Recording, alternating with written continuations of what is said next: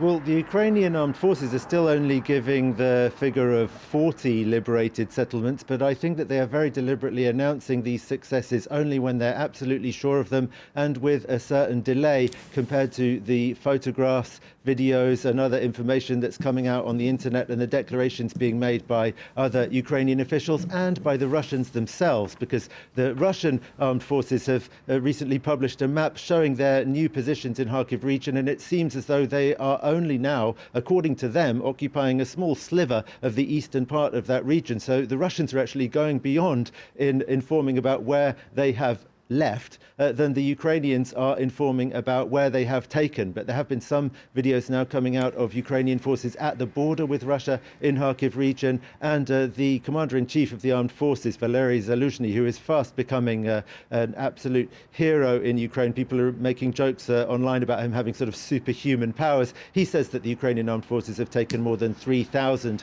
square kilometers of land back from the Russians in the last 4 days, which is more territory than the Russians were able to take control of in Ukraine over the last 4 months. Gulliver, can you just tell us about the mood there among the Ukrainians now that this advance has been underway? It's taken the Russians by surprise, it appears.